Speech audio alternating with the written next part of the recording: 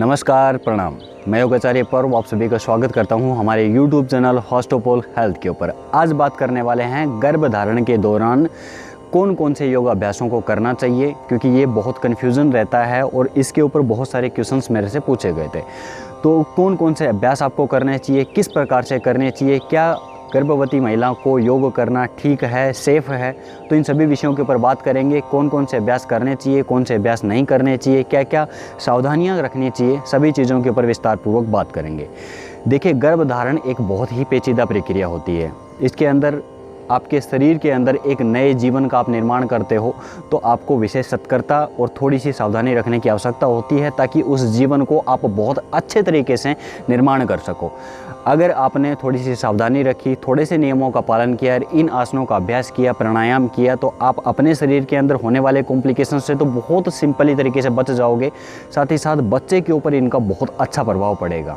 गर्भधारण के दौरान महिलाओं के शरीर के अंदर भी अलग अलग कॉम्प्लिकेशन, दर्द, बेचैनी, मूड स्विंग, सोना, बहुत अन्य अन्य प्रकार की समस्याएं देखने को मिलती हैं।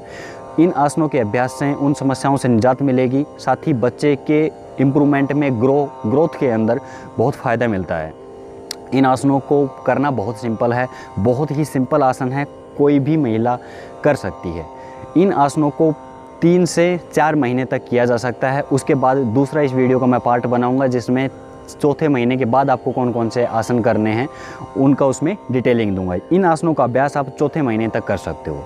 करने के लिए आपको सुबह का वक्त का चुनाव करना है। पेट उस समय खाली होना चाहिए और आपके पास एक मैट होनी चाहिए। इसके अलावा और कुछ नहीं चाहिए। आपका शरीर चाहिए, मैट चाहिए, सुबह का वक्त चाहिए और खाली पेट आप चाहिए। बस इतनी चीज़ चाहिए। बाकी आप इस वीडियो को देख के मेरे साथ फॉलो करके इन आसनों के अभ्यास को कर सकते हो।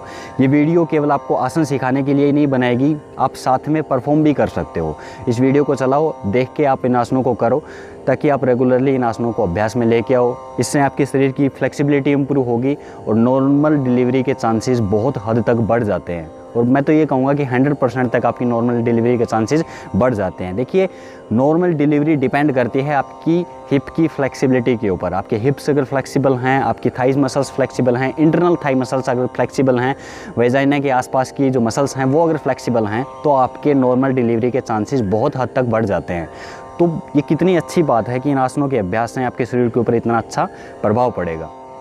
आसनों को करने के लिए जो सबसे पहला अभ्यास आपको करना है, कहाँ से शुरुआत करनी है, कहाँ पे ख़त्म करना है, पूरा पैकेज बताऊंगा। तो मेरे साथ में फॉलो करें। किस प्रकार से आप बैठेंगे, वो सारी चीज़ें आप डिटेल से बात करते हैं। तो सबसे पहला अभ्यास सुखासन। सुखासन की स्थिति ये होती है, एक पैर ऐसे रखिए जिस प्रकार से हम आलती फालती मार के बैठते हैं, ये स्थिति। इस प्रकार से कमर गर्दन सीधी करते हुए बैठ जाएं, आंखें बंद कर लेंगे, दोनों हाथ ज्ञान मुद्रा। इस स्थिति में बैठ के यहाँ से आपको अभ्यास शुरू करना है। लंबे गहरे श्वास लेंगे और प्रत्येक श्वास के साथ अपने मन को, अपने चित्त को, अपनी चेतना को शांत करते जाएंगे। 5 से 10 लंबे गहरे श्वास लेंगे, श्वास को बाहर छोड़ेंगे। श्वास सहजता के साथ अंदर भरें, सहजता के साथ ही श्वास को बाहर छोड़ें। अपने शरीर का अपनी श्वास के साथ एक तारतम्य, एक संबंध बनाने की कोशिश करें। पूरा श्वास अंदर भरें, धीरे धीरे श्वास को बाहर छोड़ें। सुखासन।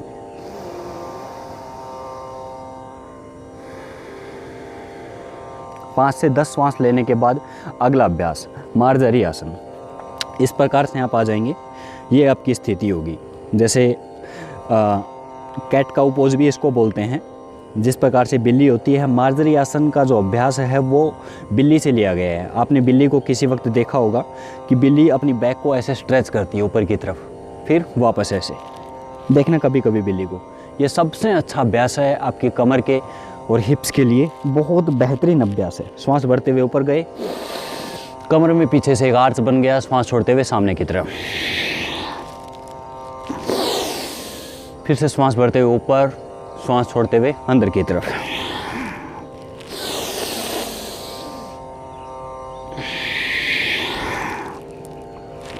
इस अभ्यास को भी 5 से 10 बार आपको रिपीट करना है। इस अभ्यास के बाद अगले अभ्यास में बढ़ेंगे, यहीं से आएंगे पर्वतासन में।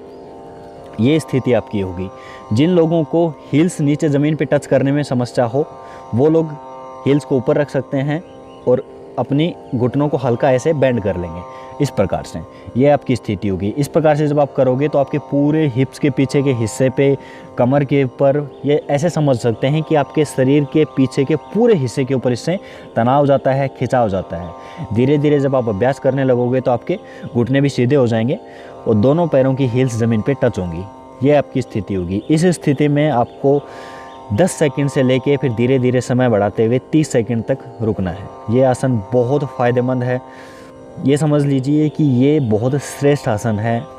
यहीं से आएंगे वज्रासन की स्थिति में। ये आपकी स्थिति होगी। इस स्थिति में आके बैठ जाएं और फिर से 2 से 3 लंबे गहरे श्वास लें। धीरे धीरे श्वास को बाहर छोड़ें। श्वासों को सामान्य गति के ऊपर लेके आएं।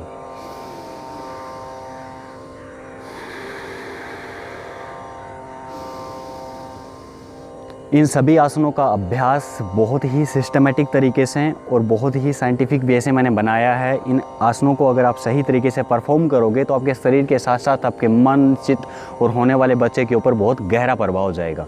इतने अभ्यास करने के बाद आपको एक राउंड सूर्य नमस्कार करना। सूर्य नमस्कार करने के लिए सूर्य की तरफ या पूर्व दिशा की तरफ मुख करके खड़े हो जाएं।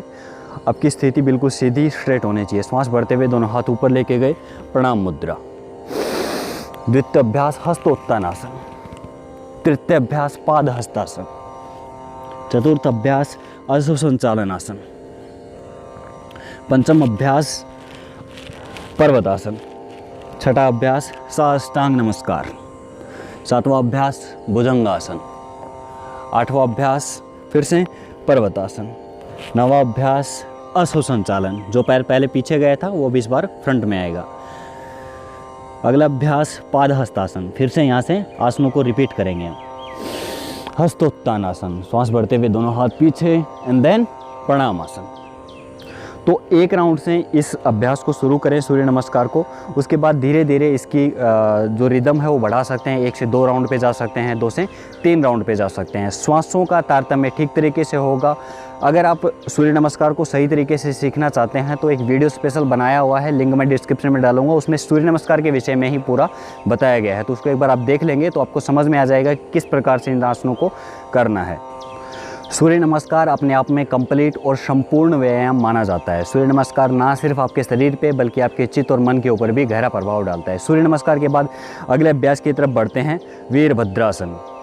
एक पैर आगे लेंगे, दूसरा पैर पीछे। ये स्थिति आपकी होगी। अब इस अभ्यास को जब आप करोगे तो आपके पूरे हिप्स के ऊपर पूरा अच्छे से खिंचाव जाएगा। यहाँ स्ट्रेच पड़ेगा, पूरे हिप्स के ऊपर पूरा खिंचाव जाएगा। श्वास भरते हुए दोनों हाथ ऊपर इस प्रकार से लेके जाएंगे। ये आपकी स्थिति होगी। हल्का पीछे बेंड करें। इसी स्थिति में 5 सेकंड, फिर उसके बाद 10 सेकंड, 15 सेकंड और 20 सेकंड तक इसको बढ़ा सकते हैं। इसके बाद अगला अभ्यास, इसी अभ्यास को दूसरी साइड से भी ज़रूर करें। दोनों हिप्स के ऊपर प्रॉपर स्ट्रेच आना बहुत ज़रूरी है। ये आपकी स्थिति होगी।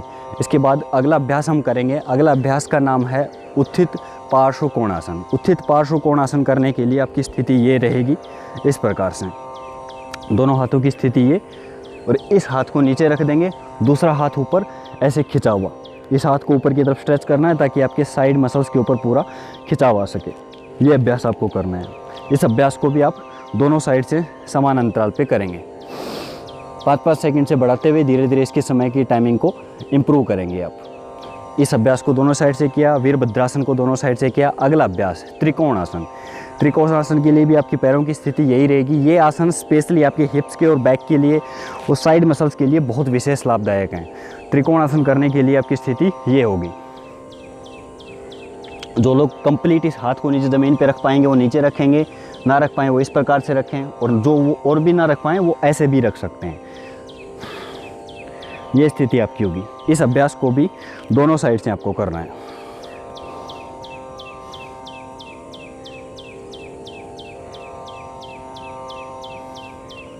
त्रिकोणासन।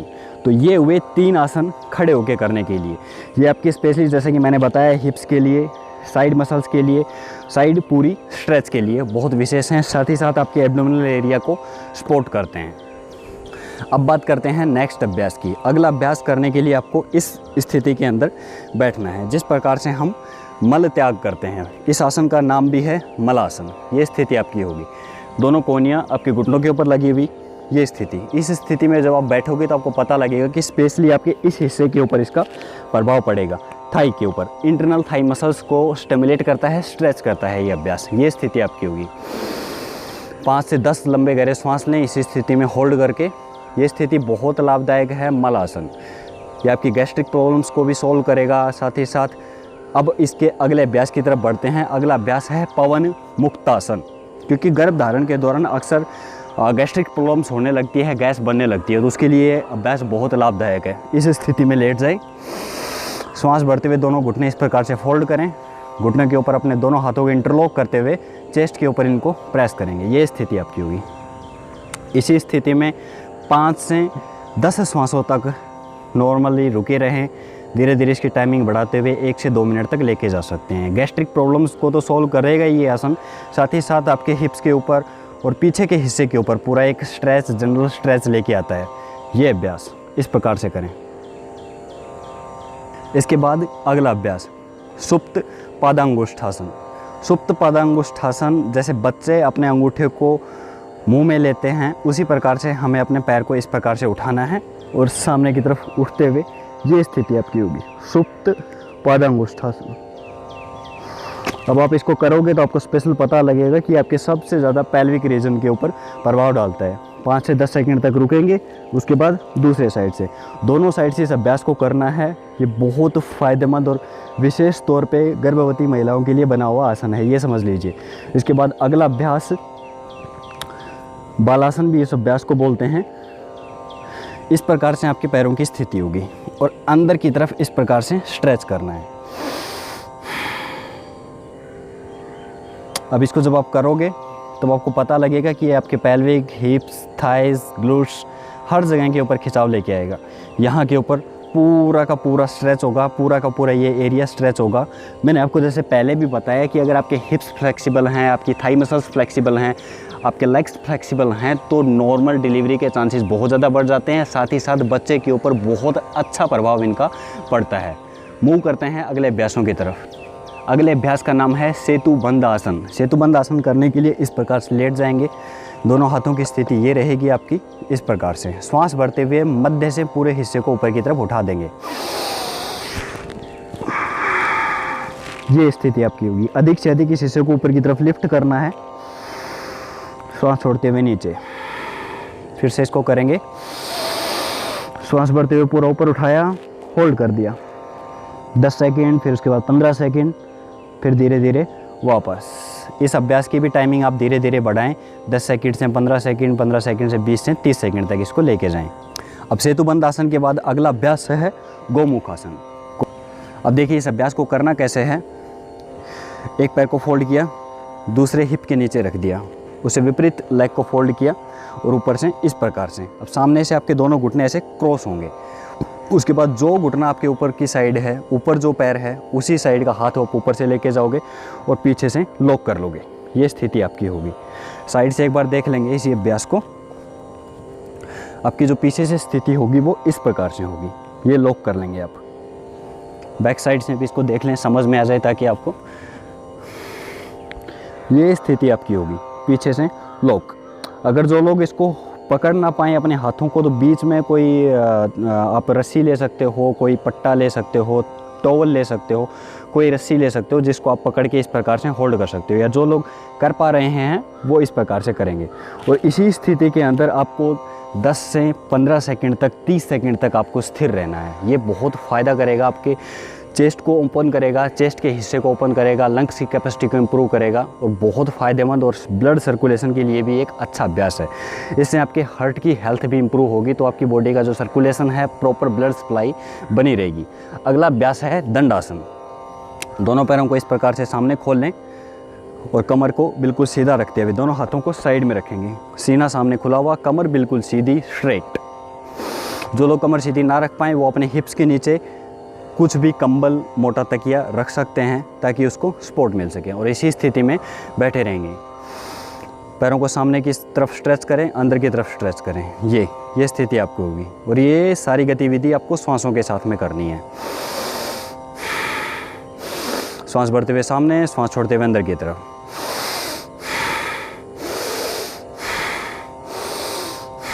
अब दंडासन के बाद अगला अभ्यास की तरफ बढ़ते हैं। अगला अभ्यास है बद्ध कोण आसन। बहुत इफ़ेक्टिव और प्रभावशाली अभ्यास है ये। करने में बहुत सिंपल है लेकिन इसके प्रभाव बहुत पड़ते हैं शरीर के ऊपर। जब आप इसको करोगे तो आपको पता लगेगा कि हिप्स को स्ट्रेच करने के लिए इससे बेहतरीन अभ्यास नहीं हो सकता और इससे सिंपल अभ्यास भी नहीं हो सकता। बद्ध कोणासन करने के लिए इस स्थिति में आप आके बैठ जाएंगे, बटरफ्लाई जिस पोजीशन जो बोलते हैं। पहले थोड़ा सा अपने लेग्स को फ्लेक्स कर लें इस प्रकार से, ताकि थोड़ी सी फ्लेक्सिबिलिटी आपकी इम्प्रूव हो जाए। उसके बाद क्या करना है, आपको श्वास छोड़ते हुए सामने की तरफ जाना है। कमर सीधी रखेंगे, पूरा श्वास बाहर निकाला। अब धीरे धीरे आगे की तरफ जाइए, कमर बिल्कुल सीधी रखते हुए जितना अधिक से अधिक हो सकता है सामने की तरफ जाएं और हो सके तो अपना फोरहेड ज़मीन के ऊपर टच करने की कोशिश करें। जब आप सामने की तरफ झुकोगे तब आपको पता लगेगा कि आपके पूरे हिप्स के ऊपर बहुत ही जेंटल स्ट्रेच जा रहा है, बहुत अधिक खिंचाव पड़ेगा। इस प्रकार से आपको इस अभ्यास को करना है। सामने की तरफ, पूरा सामने की तरफ झुकें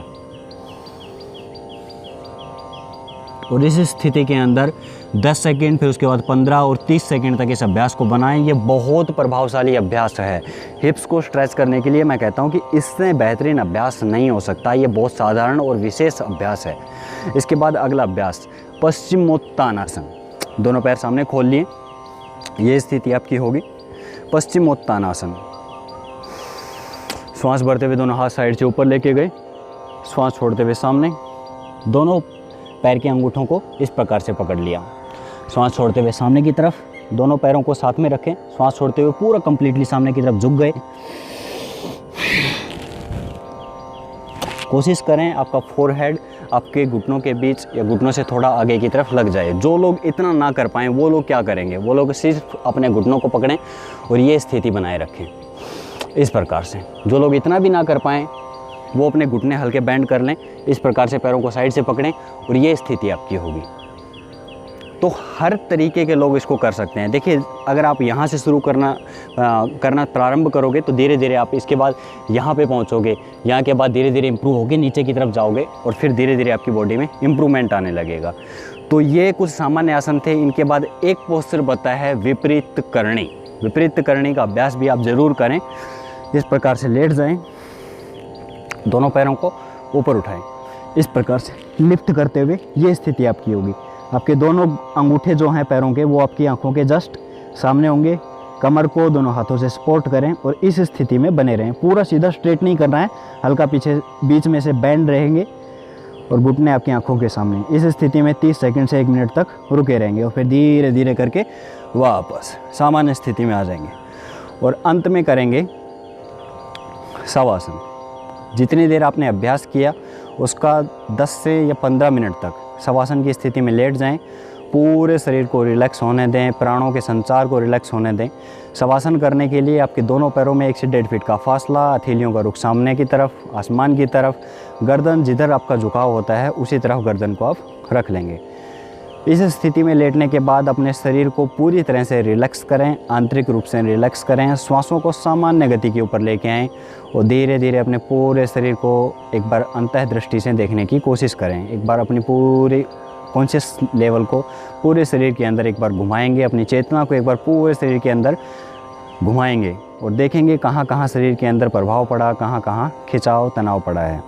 शवासन करने के बाद में बैठ जाएंगे, आंखें बंद ही रखेंगे और किसी भी ध्यानात्मक आसन में आके बैठ जाएंगे। जैसे स्टार्टिंग में मैंने आपको बताया सुखासन, तो आप सुखासन में ही बैठ जाएंगे। ये स्थिति आपकी होगी। दोनों हाथों में ज्ञान मुद्रा लगा लेंगे, आंखें बंद रखें, मन पूर्ण शांत एकाग्र और अंत में करेंगे अनुलोम विलोम प्राणायाम का अभ्यास। अनुलोम विलोम प्राणायाम करने के लिए वैसे तो मैंने एक विशेष वीडियो भी बनाया हुआ है। अगर आप डिटेल में सीखना चाहते हो तो उस वीडियो को देख लेंगे, उसका लिंक भी मैं डिस्क्रिप्शन में डाल दूँगा। बाकी मैं विधि बता रहा हूँ। अनुलोम विलोम प्राणायाम करने के लिए राइट हैंड ऊपर उठाएं, राइट नोस्ट्रिल को बंद करें, लेफ्ट नोस्ट्रिल से श्वास अंदर भरेंगे, लेफ्ट नोस्ट्रिल को बंद करें, राइट नोस्ट्रिल से श्वास बाहर, फिर से राइट नोस्ट्रिल से श्वास अंदर, लेफ्ट से बाहर, लेफ्ट से अंदर, राइट से बाहर। तो इस अभ्यास को, अनुलोम विलोम प्राणायाम के अभ्यास को 5 मिनट से लेके 10 मिनट, उसके बाद धीरे धीरे इसकी समय सीमा को बढ़ाते हुए 15 मिनट तक आप लेके जाएं। अनुलोम विलोम प्राणायाम आपकी जेनेटिक कोडिंग को, जीन्स को ट्रांसफॉर्म कर देता है, बदल देता है। तो आपके बच्चे के ऊपर बहुत अच्छा प्रभाव पड़ेगा, ब्लड सर्कुलेशन अच्छा होगा, आपके खुद के शरीर के ब्लड के अंदर ऑक्सीजन लेवल हाई होगा, तो बच्चे के शरीर को भी बहुत अच्छा ब्लड मिलेगा, प्रॉपर न्यूट्रिशंस मिलेंगे, तो उनकी सप्लाई प्रॉपर होने की वजह से शरीर का ग्रोथ बहुत अच्छे तरीके से होगा। और अंत में 5 मिनट का प्रणव ध्यान अवश्य करें, क्योंकि साइंटिफिकली प्रूव्ड है कि ध्यान करने से बच्चे के शरीर के ऊपर, मन के ऊपर, चित्त के ऊपर, दिमाग की ग्रोथ के ऊपर, शरीर के ऊपर बहुत गहरा प्रभाव पड़ता है। और आने वाले सालों में, जब बच्चा पैदा हो गया, आने वाले सालों में उसके व्यवहार में, उसके चरित्र में उन चीज़ों को आप देखने को बहुत विस्तार पूर्वक मिलेगा। आप देखेंगे, पाएंगे कि ये अन्य बच्चों के मुकाबले बहुत अलग है। ऐसा बहुत सारे केसेस में हमने खुद देखा है कि जिन बच्चों के माँ बाप या स्पेशली माँ योगा अभ्यास करती है, ध्यान का अभ्यास करती है, तो उसके बच्चे के ऊपर बहुत अच्छा प्रभाव पड़ता है, बच्चे के व्यवहार में, इंटेलेक्चुअल पावर में बहुत इम्प्रूवमेंट होता है। तो प्रणव ध्यान करने के लिए ध्यानात्मक स्थिति में आके बैठ जाएं, श्वास अंदर लें और श्वास अंदर लेते हुए श्वास को महसूस करें, श्वास बाहर छोड़ें, श्वास को महसूस करें। प्रत्येक जाती हुई श्वास के साथ ओम की ध्वनि का अंदर मन ही मन जाप करें। श्वास बाहर निकलेगी तो उसके साथ में भी प्रणव ओम का मन ही मन जाप करें। अंदर जाती हुई श्वास के साथ ओम, बाहर आती हुई श्वास के साथ ओम। ओम की ध्वनि गुंजायमान आपके शरीर में, आपके प्राणों में, आपकी चेतना में, हर जगह आपको विद्यमान दिखाई देनी चाहिए। श्वासों के साथ में ओम का जाप, यही है प्रणव ध्यान। तो इस प्रकार से आप प्रणव ध्यान का अभ्यास 5 मिनट तक करो। तो इस प्रकार से इतने आसनों का अभ्यास और कुछ सामान्य से 1-2 प्राणायाम का अभ्यास आपके लिए सफिशिएंट है। इतना अगर आप तीसरे चौथे महीने तक करते हो तो पर्याप्त आपके शरीर में ऑक्सीजन लेवल बना रहेगा, फ्लेक्सिबिलिटी बनी रहेगी, बच्चे की ग्रोथ प्रॉपर तरीके से होती रहेगी और साथ ही साथ आपके शरीर में कोई कॉम्प्लिकेशन नहीं आएगा। क्योंकि गर्भधारण के दौरान अक्सर ये चीज़ देखी जाती है कि महिलाओं के शरीर में कॉम्प्लिकेशंस होने लगते हैं। प्रेगनेंसी पूर्ण हो गई, बच्चा हो गया, उसके बाद भी शरीर के अंदर बहुत सारी बीमारियां, कॉम्प्लिकेशंस आने लगते हैं। मैं गारंटी लेता हूं, अगर आप इन यौगिक अभ्यासों को करेंगे गर्भधारण के दौरान, तो उसके बाद शरीर के अंदर जो कॉम्प्लिकेशंस आते हैं, एक्स्ट्रा फैट बढ़ जाता है, मूड स्विंग्स रहने लगते हैं और महिलाएं बिल्कुल बदल जाती हैं प्रेगनेंसी के बाद। तो इन अभ्यासों को अगर आप करोगे तो आपके शरीर का सौंदर्य तो बढ़ेगा ही, शरीर के ऊपर एक्स्ट्रा फैट नहीं आएगा, शरीर मजबूत भी होगा और उस बच्चे के पालन के लिए भी आपके शरीर के अंदर बहुत अच्छी ताकत आएगी। तो पैदा भी आप करोगे और साथ में उसका पालन भी बहुत अच्छे तरीके से करोगे। इन अभ्यासों से आपका शरीर भी शांत होगा, चित्त शांत होगा और प्रसन्न चित्त रहोगे। अगर आप खुद प्रसन्न चित्त रहोगे तो बच्चे के ऊपर भी उसका प्रभाव पड़ेगा, शारीरिक रूप से भी और मानसिक रूप से भी। तो सभी को इन अभ्यासों को करना चाहिए। वीडियो कैसा लगा? गर्भधारण से संबंधित अगर आपका कोई भी प्रश्न है, कोई भी समस्या है आपकी, आप शेयर कर सकते हो। स्वास्थ्य का अन्य कोई भी आपका इश्यू है तो हमारे साथ में साझा कर सकते हो। आज के इस सत्र में इतना ही था। इस वीडियो के साथ में आप रेगुलरली प्रैक्टिस कर सकते हो और इस वीडियो को ज़्यादा से ज़्यादा शेयर करें जिन लोगों को भी इसकी मदद की आवश्यकता हो। तो नमस्कार, आज की वीडियो में इतना ही था। धन्यवाद। Always stay healthy, be happy. जय हिंद।